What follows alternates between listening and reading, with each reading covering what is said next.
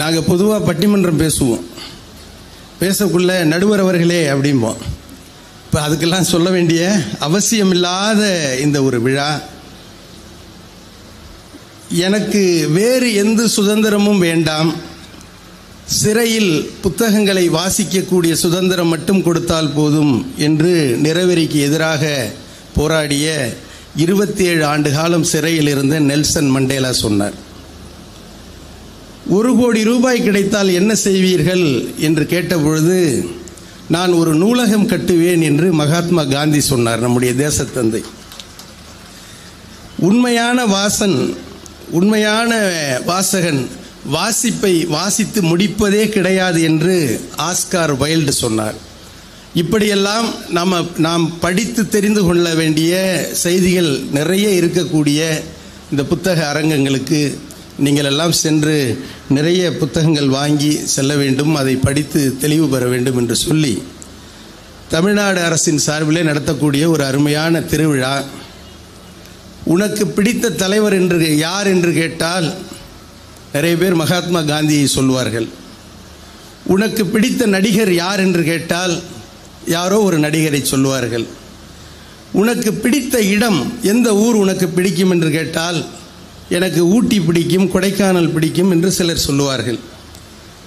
உனக்கு பிடித்த அதிகாரி யார் என்று கேட்டு பாருங்கள். வாழ்க்கையிலே முன்னேறி துடித்து கொண்டிருக்கும் இளைஞனை, ஒரு உச்சநிலைக்கு செல்ல வேண்டும் என்று துடித்து கொண்டிருக்கின்ற இளைஞனை பார்த்து உனக்கு பிடித்த அரசு அதிகாரி யார் என்று கேட்டால் அவர்கள் எந்தவித தயக்கமும் இல்லாமல் சொல்வது எங்கள் ஐயாவே இறையன்பு அவர்களை கையை நீட்டி சொல்வார்கள்.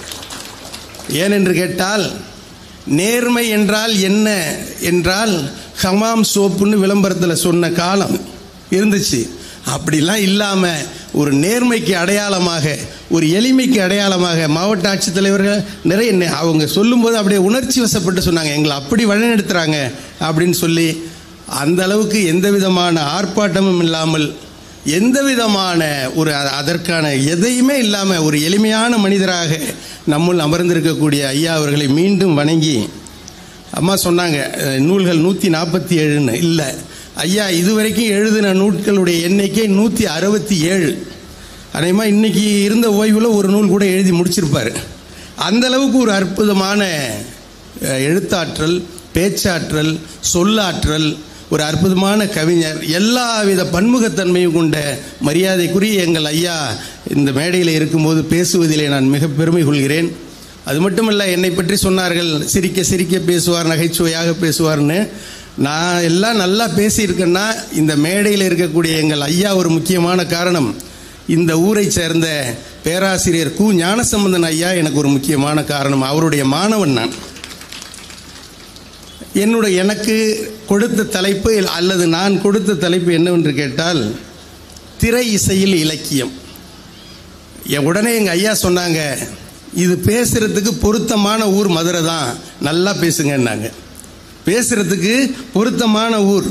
இப்போ திரைப்படத்துறையை சார்ந்த நிறைய நண்பர்கள், நிறைய நடிகர்கள், நிறைய இயக்குனர்கள், நிறைய தொழில்நுட்ப கலைஞர்கள், இப்படி ஒரு பட்டியலிட்டிங்கன்னா தமிழ்நாட்டிலேயே எந்த மாவட்டத்திலிருந்து அதிகமாக போயிருக்காங்கன்னா மதுரை மாவட்டம் தான். அந்த அளவுக்கு திரையோடு மிகுந்த தொடர்பு கொண்ட இந்த மாவட்டத்திலே பேசுவதில் எனக்கு மிகுந்த மகிழ்ச்சி. உலக சினிமா தொடங்கி 121 ஆண்டுகள் ஆயிடுச்சு. இந்தியாவிலே சினிமா வந்து 111 வருடங்கள் ஆச்சு. தமிழ்நாட்டிலே 93 வருஷம் ஆச்சு. எனக்கு தெரிந்தவரை, நாம் அறிந்தவரை, உலக அளவில் பாடல்களுக்கு முக்கியத்துவம் கொடுத்து எடுக்கப்படக்கூடிய திரைப்படங்கள் தமிழ்நாட்டில் மட்டும்தான். உடுமலை நாராயணகவி தொடங்கி தஞ்சை ராமையாதாஸ், பட்டுக்கோட்டை கல்யாண சுந்தரம், கவியரசு கண்ணதாசன், காவிய கவிஞர் வாலி, புலமை பித்தன், கவிஞர் முத்துலிங்கம், கவிஞர் மு மேத்தா, இப்படி சொல்லிக்கிட்டே போகலாம். கவி பேரரசு வைரமுத்து, முத்துக்குமார், பா விஜய், இப்படி அறிவுமதி, இப்படி சொல்லிக்கிட்டே போகலாம். எல்லா கவிஞர்களும் காலத்திற்கு தகுந்தாற்போல் பாடல்களை தந்து கொண்டு இருக்கிறார்கள். இவர்கள் படைத்த எல்லா பாடல்களும் இலக்கிய நயம் மிக்கதா என்று ஒரு கேள்வியை எழுப்பி பார்த்தீர்கள் என்று சொன்னால் இல்லை. அது ஒத்துக்கொள்ள நம்ம சொல்லணும்ல. ஆனால் அதில் இருக்கக்கூடிய ஒரு வரிகள், ஒரு சில வரிகள், ஒரு சில சரணங்கள், பல்லவி, இதில் இலக்கியம் மறைந்திருக்கும். இன்னும் சொல்ல போனீங்கன்னா ஒரு சில பாடல்கள் இலக்கியம்தான். அது இதற்கு மேலே அந்த பாடல்களை நாம் இலக்கியம், திரைப்பட பாடல்களில் உள்ள இலக்கியம் எது என்று தேடி தேடி நீங்கள் படித்தீர்கள் என்று சொன்னால் அதற்கு நமக்கு புலப்படும். எல்லாம் மோசம், பாட்டு எல்லாம் நல்லா இல்லை நல்லா இல்லைன்னு சொல்லிட்டு போகிறத விட அதில் எது நல்லா இருக்குன்னு பார்த்து தேர்வு செஞ்சு படிக்கணும். அதுக்கு தான் இவ்வளோ கூட்டம் இங்கே வந்திருக்கோம், அதுக்கு தான் நம்ம படிக்கிறோம். இசையை, திரைப்பட இசை என்பது நாம் தவிர்க்கவே முடியாது. நம்முடைய சுவாச காற்று போல் ஆயிடுச்சு. எதாக இருந்தாலும் பாட்டு தான். ஒரு குழந்தை பிறந்து வளர்ந்து ஆளாகி படித்து வேலைக்கு போய் காதலித்து திருமணம் செஞ்சு அதுக்கு குழந்தை பிறந்து அது அப்படியே போயிட்டு கடைசி மரித்து போகின்ற வரைக்கும் நம்மோடு தொடர்புள்ளது திரை இசை பாடல்கள் தான். எனக்கு மரியாதைக்குரிய மாவட்ட ஆட்சித்தலைவர்கள் தந்தபோது திருவள்ளுவர் சிலையை பரிசாக தந்தார்கள். ரொம்ப சந்தோஷமாக இருக்குது. ஏன்னா இந்த திருக்குறளை எடுத்து கையாண்டு நிறைய திரைப்பாடல்கள் இருக்குது. திருக்குறள் என்பது ஒரு இலக்கியம் தானே, அதில் எந்த மாற்றமும் இல்லை.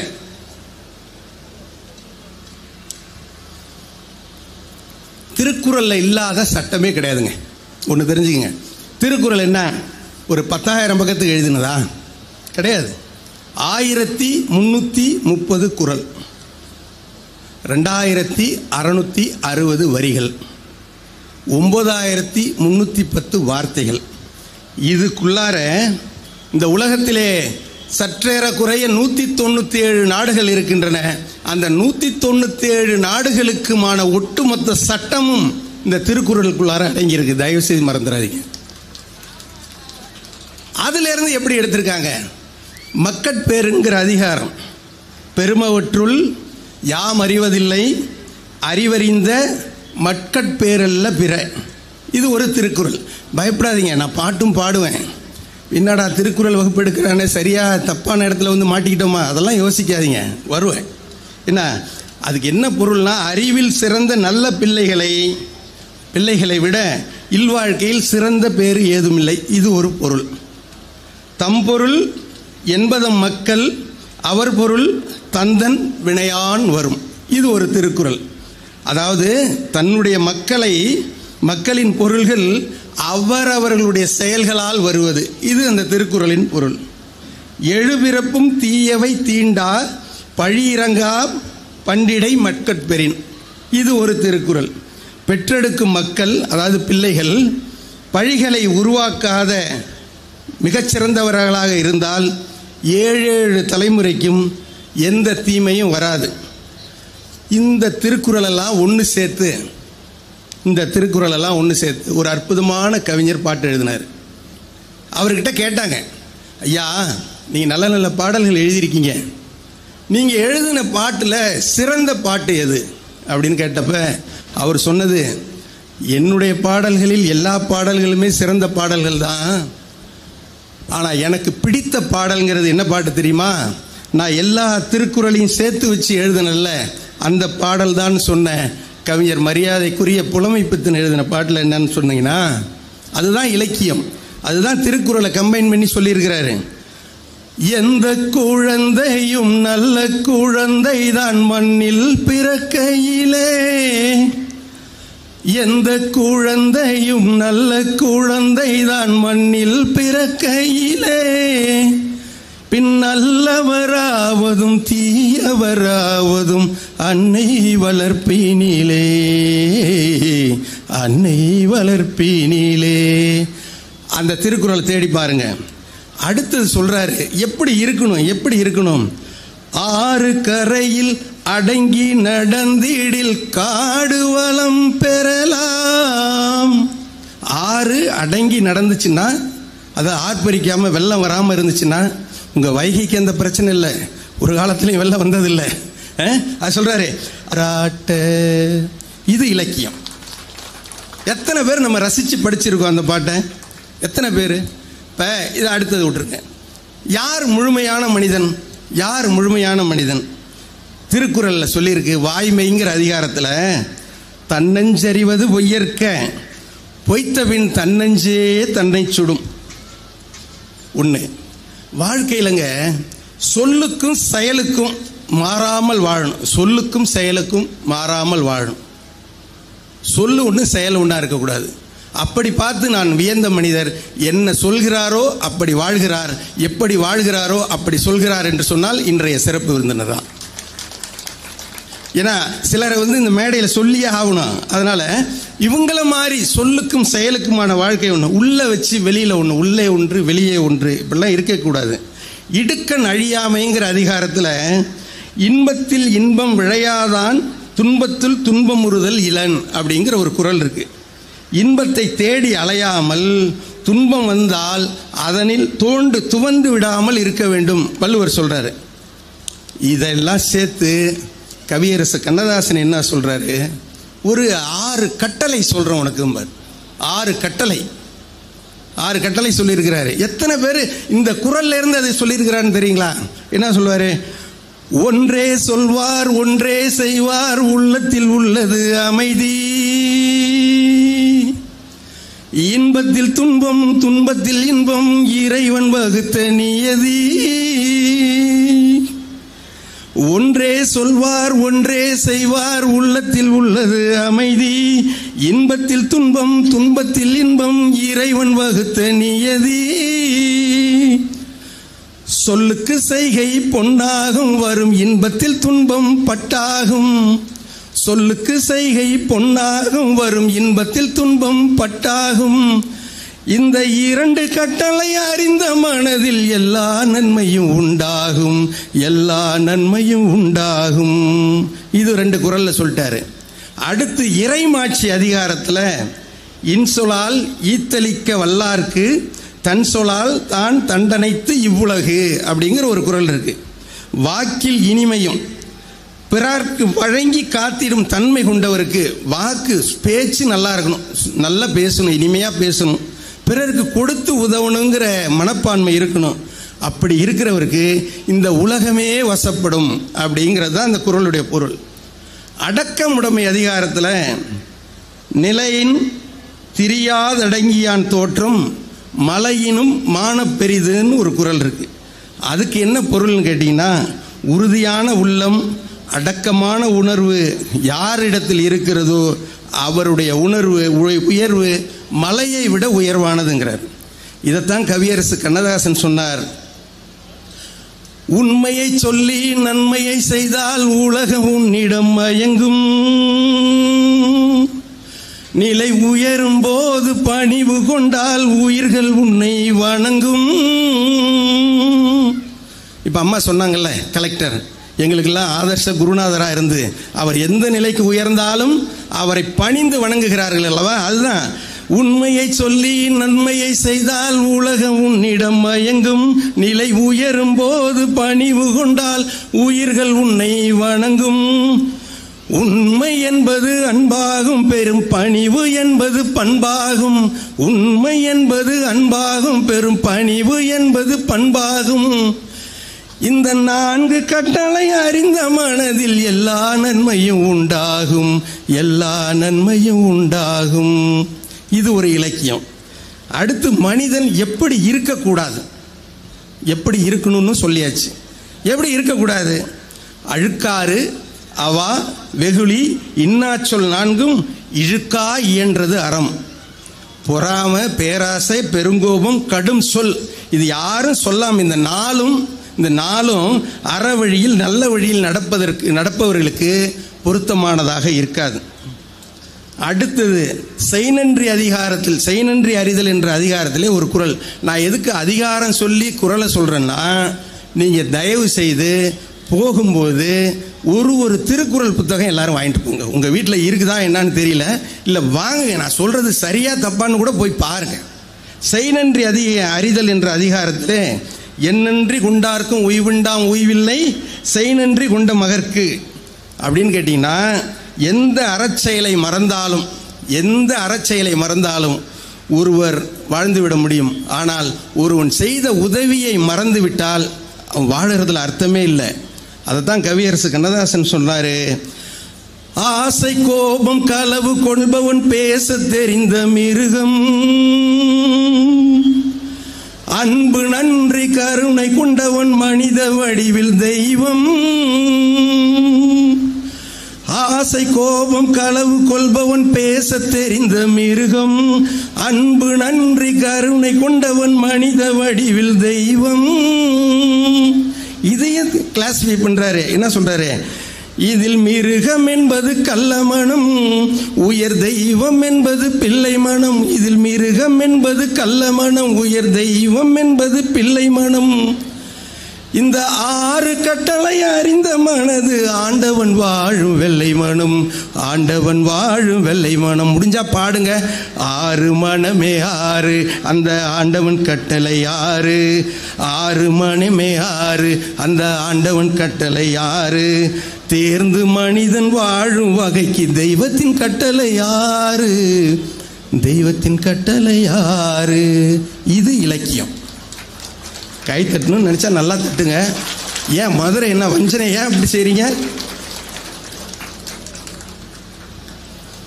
மனிதன் எப்படி இருக்கணும், எப்படி இருக்கக்கூடாதுன்னு சொல்லியாச்சு. இந்த இடத்துல நான் திரும்பவும் திருவள்ளுவரை துணைக்கு அழைக்கிறேன். ஒருத்தன்ட்ட என்னென்ன பழக்கம் இருக்கக்கூடாதுன்னு திருவள்ளுவர் கேட்குறாங்க. என்ன பழக்கம் இருக்கணும்னு சொல்லியாச்சு. எது இருக்கக்கூடாது சொல்றார்? நெடுநீர் மறவி மடிதுயில் 4 நெடுநீரார் காமக்கலன். நெடுநீரார் காமக்கலன். இந்த குறளுக்கு என்ன பொருள்னு கேட்டிங்கன்னா, காலம் நீட்டித்தல். ஒரு செயல் செய்ய வேண்டும் என்று சொன்னால் ஒத்தி போடுதல். நாளைக்கு செய்யலாம், நாளைக்கு செய்யலாம், நாளைக்கு செய்யலாங்கிறது. அதே மாதிரி சோம்பல், மறதி, அளவுக்கு மீறிய தூக்கம். இதெல்லாம் இந்த 4 இருந்தால் கெட்டு போகணும்னு நினைக்கிறான் பாருங்க. தானா ஏறி போய் விரும்பி ஏறக்கூடிய படகுன்னு சொல்றாரு. யாரு? திருவள்ளுவர் சொல்றாரு. வாண்டனா வந்து வண்டியில் ஏறணும்னு சொல்லுவார்ல வடிவேலு. அது மாதிரி இந்த 4 விஷயம் இருந்துச்சுன்னு சொன்னா அவன் கெட்டு போவது தானாவே கெடுறாங்கிறாரு. அந்த அளவுக்கு இப்போ அளவுக்கு மீறிய தூக்கம் உங்களுக்கு இருந்ததுன்னா தயவு செய்து உங்கள் டாக்டர்கிட்ட போய் செக் பண்ணுங்க. ஹீமோகுளோபின் அளவு குறைவாக இருக்கும். அடிக்கடி கொட்டாவி வருதா, உங்கள் ஹெச்பி அளவை செக் பண்ணி பாருங்கள். இதெல்லாம் நாங்கள் படித்த விஷயங்கள். இதை மக்கள் கவிஞர் பட்டுக்கோட்டை கல்யாண சுந்தரம் சொல்ல இந்த குறளை எடுத்துக்கிட்டாரு. சொல்றாரு, நல்ல பொழுதையெல்லாம் தூங்கி கெடுத்தவர்கள் நாட்டை கெடுத்ததுடன் தானும் கெட்டார். நல்ல பொழுதையெல்லாம் தூங்கி கெடுத்தவர்கள் நாட்டை கெடுத்ததுடன் தானும் கெட்டார். சிலர் அல்லும் பகலும் தெரு கல்லாயிருந்து கொண்டு அதிர்ஷ்டம் இல்லை என்று அலட்டி கொண்டார். விழித்து கொண்டோரெல்லாம் பிழைத்து கொண்டார். விழித்து கொண்டோரெல்லாம் பிழைத்து கொண்டார். முன்போல் குரட்டை விட்டோரெல்லாம் கோட்டை விட்டார். அப்பதான் சொல்லுவார். எது இந்த ஹெச்பி பிரச்சனை, சோம்பல், கொட்டாவி எல்லாம் இல்லை. தூங்காதே தம்பி தூங்காதே, நீ சோம்பேறி என்ற பெயர் வாங்காதே. தூங்காதே தம்பி தூங்காதே. இது இலக்கியம். இது என்ன செய்யும்னா, யார் யாருக்கு வெற்றியை பாதிக்கும் இந்த தூக்கம், சோம்பல், இந்த நாளும். கடைசியா சொல்லுவாரு, போர் படைதனில் தூங்கியவன் வெற்றி இழந்தான். போர் படைதனில் தூங்கியவன் வெற்றி இழந்தான். உயர் பள்ளியில் தூங்கியவன் கல்வி இழந்தான். கடைதனில் தூங்கியவன் முதல் இழந்தான். கொண்ட கடமையில் தூங்கியவன் புகழ் இழந்தான். இன்னும் பொறுப்புள்ள மனிதரின் தூக்கத்தினால் பல பொன்னான வேலையெல்லாம் தூங்குதப்பா. தூங்காதே தம்பி தூங்காதே. இதெல்லாம் இலக்கியம்தான். நீங்கள் ஒன்றும் பயந்துடாதீங்க, நல்லா தேடி படிங்க. அடுத்து முக்கியமான கட்டம். இதுவரைக்கும் மனிதன் எப்படி இருக்கணும் எல்லாம் பார்த்துட்டோம். அடுத்தது அவன் ஒரு லெவலுக்கு வர்றான். வரும்போது ஆட்டோமேட்டிக்காக வர்றது என்ன? காதல் வருமா? ஒரு வேலையில் செட்டில் ஆகிறான்னா காதல். அப்போ ஒரு பெண் எப்படி அழகாக இருக்கிறாள் யோசிக்கணும்ல. ஒரு பெண் எப்படி அழகாக இருக்கிறாள்? கவியரசு கண்ணதாசன் கேட்டாங்க, ஒரு பெண்ணை நீங்கள் எப்படி அழகாக சொல்லலாம் அப்படின்னு சொல்லி. ஒன்றும் பெரிய விஷயம் இல்லை, 2 காப்பியங்கள் இருந்து 2 லைனில் சொல்லிடுவேன்னாரு. சொல்லுங்க அப்படின்னாங்க. ஒரு புறம் பார்த்தால் மிதிலையின் மைதிலி ராமாயணம், மறுபுறம் பார்த்தால் காவிரி மாதவி சிலப்பதிகாரம். ஒரு புறம் பார்த்தால் மிதிலையின் மைதிலி, மறுபுறம் பார்த்தால் காவிரி மாதவி. முகம் மட்டும் பார்த்தால் நிலவின் எதிரொளி, முழுவதும் பார்த்தால் அவள் ஒரு பைரவி, அவள் ஒரு பைரவி, அவள் ஒரு பைரவி. இது இலக்கியம். என்ன பாட்டு எல்லாருக்கும் தெரியும், அதிசய ராகம், அது போயிட்டே இருக்கும். அதே மாதிரி சங்க இலக்கியத்தில் 99 வகையான குறிஞ்சி பாட்டில் 99 வகையான பூ நம்ம படிச்சிருக்கோம்ல. 99 பூக்கள், காந்தல், ஆம்பல், அனிச்சம், குவளை, குறிஞ்சி, வெச்சி, இப்படியே சொல்லிக்கிட்டே போகலாம். புழகு அது வரைக்கும் வரும். கவிஞர் இந்த 99 பாடல்கள்லேருந்து ஒப்பிட்டு ஒரு பெண்ணை எப்படி அழகாக இருக்கிறாள் வர்ணித்து சொல்லுங்க கவியரசரை அப்படின்னு சொன்னவுடனே அவர் ஒன்று வெரி சிம்பிள். ஒரு பெண் எப்படி அழகாக இருக்கிறாள், பூ போல இருக்கிறாள்னு சொல்லிட்டு போயிடலாம். இல்லை, கவியரசர் என்ன சொன்னார்னா, காலையில் மலரும் தாமரை பூ, அந்தி கருக்களில் மலரும் மல்லிகை பூ. காலையில் மலரும் தாமரை பூ, அந்தி கருக்களில் மலரும் மல்லிகை பூ. இரவில் மலரும் அல்லிப்பூ, அவள் என்று மணக்கும் முல்லை பூ. பூ கூப்பிடுறாரு. சரி, அந்த பொண்ணு எப்படி அழகா இருக்கா இன்னும் சொல்லுங்க அப்படின்னு சொன்னா, இந்த தங்கம் வெட்டி எடுக்கிறோம்ல, தங்க சுரங்கங்கள் ஒரு மணல் மணலா இருக்கும், கைரேகை மாதிரி மணல் படிஞ்சிருக்குமா, அதில் தங்க துகள், அதெல்லாம் சலிச்சு எடுத்து அது பெரிய போராட்டத்துக்கு இடையில தான் அந்த தங்க துகள் கிடைக்கும். அப்படி கிடைத்து துகள்களால் சலிக்கப்பட்டு எடுத்த தங்கத்தை தான் நம்ம 22 கேரட் 24 கேரட்னு வாங்கிட்டு இருக்கோம். அப்படி இல்லாமல் ஒரு பெண் அழகாக இருக்கிறாள் அப்படின்னு சொன்னால் தங்கம் கட்டியாகவே இருக்குங்கிறார். தங்கத்தை வெட்டி எடுக்கலாங்கிறாரு. கட்டி தங்கம் வெட்டி எடுத்து காதல் என்னும் சாறு பிழிந்து தட்டி தட்டி சிற்பிகள் செய்த உருவமடா,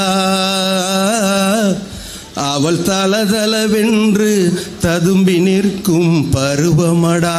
இதுதான் ஒரு பெண்ணுடைய அழகும்பாரு.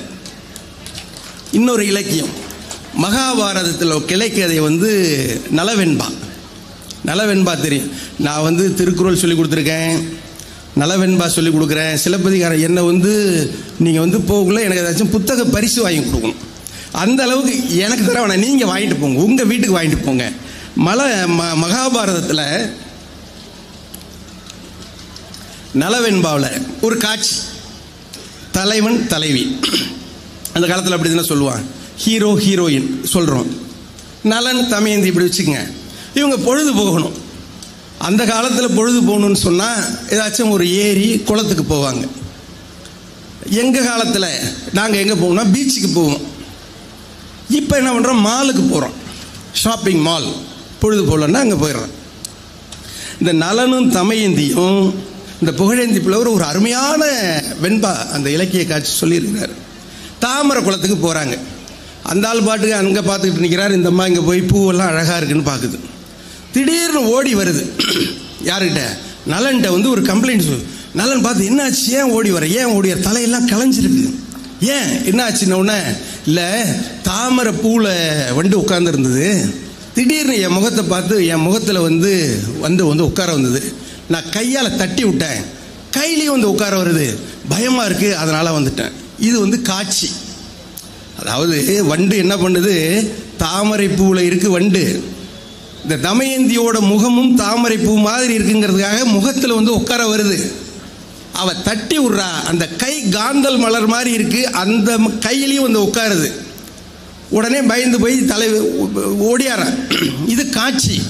இதை இலக்கியத்தில் நலவெண்பாவில் என்ன சொல்லியிருக்கிறாரு, மங்கை ஒருத்தி மலர்கொய்வாள் வால்முகத்தை பங்கயம் என்றெண்ணி படிவண்டை செங்கையால் காத்தாள் என பாய்தலுமே வேர்த்தாளை காணென்றான் வேந்து. இது நலவெண்பா.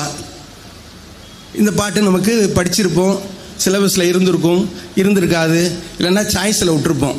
ஆனால் இதை கவியரசு கண்ணதாசன் சொன்னதை யாராலையும் சாய்ஸில் விட முடியாது. என்ன சொன்னார்? அதே காட்சி, வண்டு வந்து முகத்தில் உட்கார வருது. பொன் வண்டொன்று மலரென்று முகத்தோடு மோத, நான் வலை கொண்ட கையாலே மெதுவாக மூட.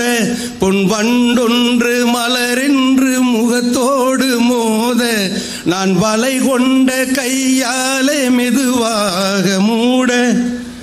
என் கருங்கூந்தல் கலைந்தோடி மேகங்களாக, நான் பயந்தோடி வந்தேன் உன்னிடம் உண்மை கூற.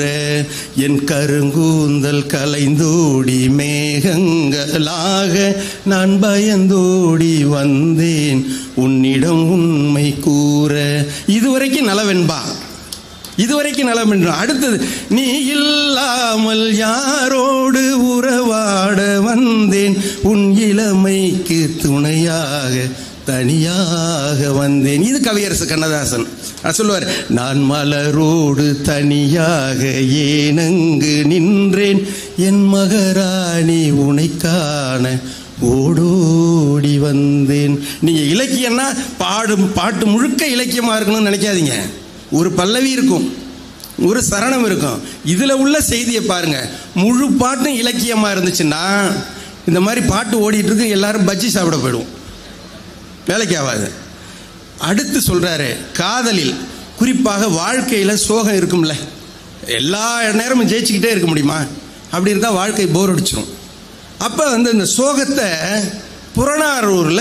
புறநானூறு மிக அருமையா சொல்லுது. என்னன்னா, நமக்கு தெரியும் வீரத்திற்கு அடையாளம் குடைக்கு அடையாளம், குடைத்தன்மைக்கு அடையாளம் பாரிவள்ளல், பரம்பு மலை. உங்களுக்கு தெரியும், பாரிவள்ளல் கதை தெரியும். கபிலர் வந்து பாரியோடு இருக்கக்கூடிய புலவர். அவரை பற்றி நிறைய பாடல்கள் எழுதியிருக்கிறாரு.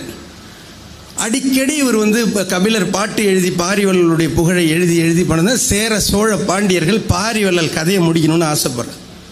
இவர் என்ன சொல்றார்? கபிலர், இந்த பாரு, நீங்க எங்க பாரியை ஜெயிக்கவே முடியாது, போர்ல ஜெயிக்க முடியாது. நீ என்ன தெரியுமா செய்யலாம்? இந்த பாட்டு பாடி டான்ஸ் ஆடுறாங்கல்ல விரலி பெண்கள், அவங்கள கூட்டிட்டு வந்து 4 பாட்டு பண்ணினா எங்க பாரி பரம்பு மலையவே இலவசமா கொடுத்துட்டு போயிடுவாங்க அவங்களுக்கு. கபிலர் எழுதுறாரு. இதை கேட்டு அதே மாதிரி விரலி பெண்களோடு வந்து சேர சோழ பாண்டியர்கள் பாரியை குன்றுவிட்டு அந்த பரம்பு மலையை கைப்பற்றியதாக இலக்கியம் சொல்கிறது. இதுல என்ன ஒரு பெரிய சோகம்னா, அந்த பாரியுடைய மகள்கள் உங்களுக்கு தெரியும், அங்கவை சங்கவை தெரியும். தந்தையை இழந்து, தங்களுடைய நிலத்தையும் இழந்து, அவர்கள் ஆண்ட பரம்பு மலையையும் இழந்து அந்த மகள்கள் வாடி கபிலர் அடைக்கலம் கொடுத்துருக்கிறார். அவர் தான் பார்த்துக்கிறாரு. அந்த நேரத்தில் ஒரு இந்த பாடல் எழுதுறாரு கபிலர். என்ன சொல்றாரு? அற்றை திங்கள் அவ்வெண்ணிலவில், அற்றை திங்கள்னா போன பௌர்ணமி நாளில், எம் தந்தையும் உடையும் எம் குன்றும் பிறர்கொள். எங்கள் அப்பாவும் இருந்தார், இந்த மலையும் வேற யாரும் எடுத்துக்கிட்டு போல. இற்றை திங்கள் இவ்விநிலவில், இற்றை திங்கள் இவ்வெண்ணிலவில், இந்த பௌர்ணமியில வென்று ஏரி முரசின் வேந்தரையும் குன்றும் கொளார் எந்தையும் இளமே. எங்ககிட்ட எங்கள் நாடும் இல்லை, எங்கள் அப்பாவும் இல்லை. மிகப்பெரிய ஆகப்பெரிய சோகம் இது. அப்பாவை இழந்த, தந்தையை இழந்த 2 மகள்கள் பாடுவதாக இந்த புறநானூறு சொன்னிச்சு.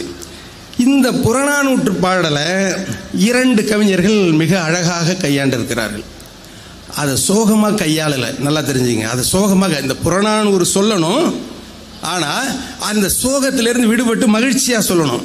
கவியரசு கண்ணதாசன், அன்றொரு நாள் அதே நிலவில் அவர் இருந்தார் என் அருகில், நான் அடைக்கலம் தந்தேன் என் அழகை நீ அறிவாயோ வெண்ணிலவே.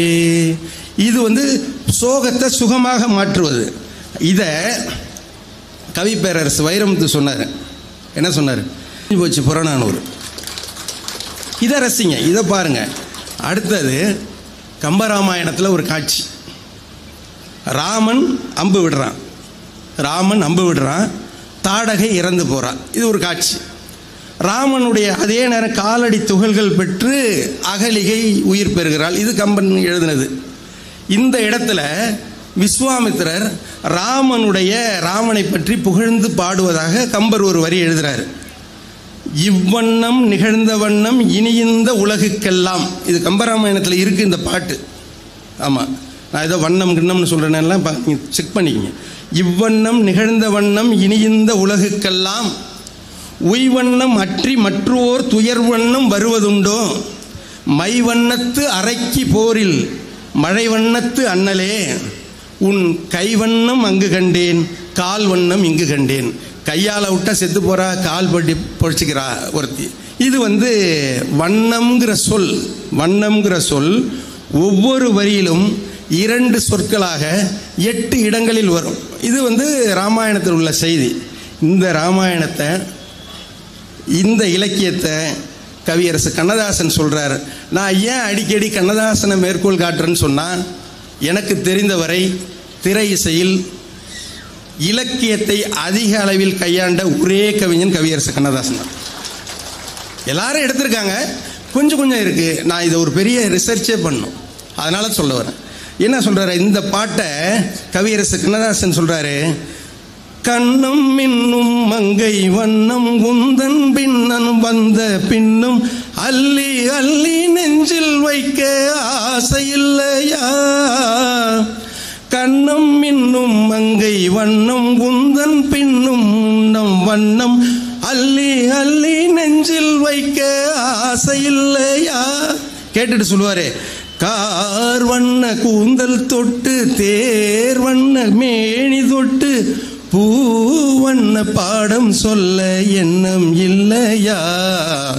இதுவும் இலக்கியம் தான். அடுத்து சொல்றாரு, பால் வண்ணம் பருவம் கண்டு வேல் வண்ணம் விழிகள் கண்டு மான் வண்ணம் நான் கண்டு வாடுகிறேன். கண் வண்ணம் அங்கே கண்டேன் கை வண்ணம் இங்கே கண்டேன் பெண் வண்ணம் நோய் கொண்டு வாடுகிறேன். இதுவும் இலக்கியம்தான். திருமூலர் சொன்னார் பக்தி இலக்கியத்தில். திருமூலர் சொன்னதுதான்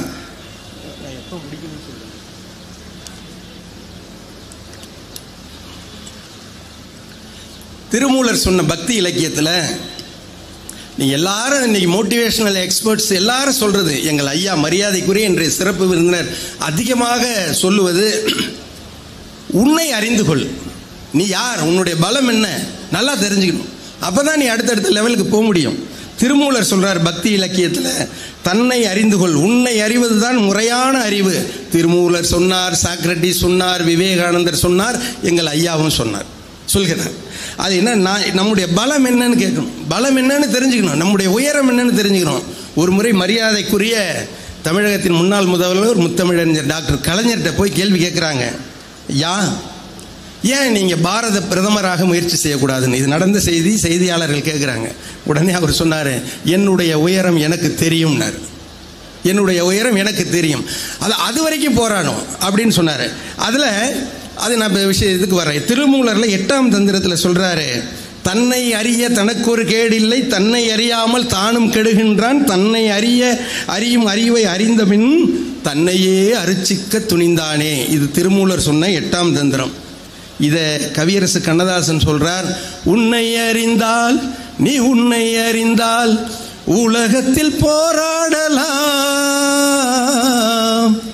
உயர்ந்தாலும் தாழ்ந்தாலும் தலை வணங்காமல் நீ வாழலாம். இப்போ இந்த இடத்துல ஒரு கேள்வி வைங்க, போராடி தான் வாழ்க்கையை வாழணுமா, போராட்டம் தான் வாழ்க்கையா? என்னை பொறுத்தவரை போராடி வாழ்ந்தால்தான், போராடி ஒரு இடத்தை அடைந்தால்தான் அதை தக்க வைக்க முடியும். எடுத்தவுடனே கிடைச்சிருச்சுன்னா தக்க வைக்க முடியாது. பரிணாம கொள்கை எழுதிய சார்லஸ் டார்வின் சொன்னார், 10,000 பக்கத்துக்கு ஆராய்ச்சி பண்ணி எழுதுறாரு, 1000 பக்கமாக சுருக்கிறாரு, 500 குறையுது, கடைசியாக 2 வரியில் எழுதினார். எனக்கு தெரிஞ்சு உலகத்தில் பஞ்சு டயலாக் எழுதின முதல் ஆள் சார்லஸ் டார்வினாக தான் இருப்பார். என்ன சொன்னார், உயிரினங்கள் உயிர் வாழ போராடுகின்றன, அதில் தகுதி உள்ளவை தப்பி பிழைக்கின்றனர். ஆங்கிலத்தில் சொல்லணும்னா struggle for existence, survival of fittest. இதில் முடிச்சார். வள்ளுவர் சொல்றார், முயற்சி திருவினையாக்கும், முயற்சின்மை இன்மை புகத்தி விடும். முயற்சி பண்ணிக்கிட்டே இரு, முயற்சி பண்ணிக்கிட்டு இருந்தால் உனக்கு ஒரு காலத்தில் விடிவு கிடைக்கும் அப்படின்னு சொல்கிறார். ஒருத்தன் ஒரு சமீபத்தில் ஒரு செய்தி படித்தேன். முயற்சி பண்ணிட்டு தான் சார் இருக்கேன், எனக்கு ஒன்றுமே நடக்க மாட்டேங்குதே, நான் வாழ்க்கையில் தற்கொலை பண்ணிக்கலான்னு இருக்கேன். ஒரு கதையில் வந்தது. போகிறான், அப்படியே போயிட்டு இருக்கும்போது இது மாதிரி ஒரு கூட்டம் நடக்குது. ஒரு பெரிய குரு ஒருத்தர் பேசிக்கிட்டு இருக்கிறார், ஞான குரு. சரி, நம்ம எப்படியும் தற்கொலை பண்ணிக்கணும்னு முடிவு பண்ணிட்டோம். அந்த என்ன பேசுகிறாருன்னு தெரியும், கடைசி ஆளான்னு கேட்டுக்கிட்டு இருந்தான். நல்லா பேசினார், நிறைய செய்திகள் சொல்லி வாழ்க்கையில் என்னென்ன செய்யணும் போகணும் வரணும் எல்லாம் சொன்ன உடனே அவன் கடைசியாக குருக்கிட்ட வந்தான். எல்லாரும் கலைஞ்சி போன உடனே, சாமி இதை மாதிரி நான் தற்கொலை பண்ணிக்க போனேன், உங்கள் பேச்சை கேட்டேன், எனக்கு ஒரே குழப்பமாக இருக்குது, நான் வாழறதா போகிறதா அப்படின்னு. உடனே குரு கேட்டார், தற்கொலை பண்ணிக்க நீ என்ன முடிவெடுத்த அப்படின்னா. அப்படி போவேன், ஆறு நிறைய தண்ணி போகுது, அதில் குதிச்சிருவேன், எனக்கு நீச்சல் தெரியாது, போயிடுவேன். சரி, நீ குதிக்கிறத பார்த்து யாராச்சும் உன்னை காப்பாற்றிட்டா என்ன பண்ணுவான்னு. அப்படியே போனால் தண்டவாளம் இருக்குது, ட்ரெயின் வரும், தொடர் வண்டி வரும், அதில் விழுந்து செத்து போகலான்னு. சரி, அன்னைக்கு ட்ரெயின் வரல, லேட் ஆகுது, என்ன பண்ணுவாங்க. இல்லை, எங்கள் வீட்டில் கயிறு இருக்குது, மரம் இருக்குது, நான் தூக்க மாட்டேன். சரி, கயிறு அறுந்து போகுது, அப்போ என்ன பண்ணுவேன், எங்கள் வீட்டில் கிணறு இருக்குது, அதில் குதிச்சிருவேன். குரு கேட்டாராம், ஏண்டா சாவறதுக்கு இத்தனை வழி கண்டுபிடிக்கிறிய, வாழறதுக்கு ஒரு வழி கூட வாடா நீ கண்டுபிடிக்கலன்னார். நீ தற்கொலை பண்ணிக்கிறது நீ எடுத்த முடிவு, இத்தனை வழிகளை தேர்வு செஞ்ச நீ ஏன் வாழணும்னு நினைக்கலன்னு கேட்ட உடனே அது அப்பதான் கவியரசு கண்ணதாசன் சொல்றாரு, பார்க்க தெரிந்தால் பாதை தெரியும், பார்த்து நடந்தால் பயணம் தொடரும். பார்க்க தெரிந்தால் பாதை தெரியும், பார்த்து நடந்தால் பயணம் தொடரும். பயணம் தொடர்ந்தால் கதவு திறக்கும், கதவு திறந்தால் காட்சி கிடைக்கும், காட்சி கிடைத்தால் கவலை தீரும், கவலை தீர்ந்தால் வாழலாம், வாழ நினைத்தால் வாழலாம், வழியா இல்லை பூமியில். ஒரு அற்புதமான வாய்ப்புக்கு நன்றி, வணக்கம்.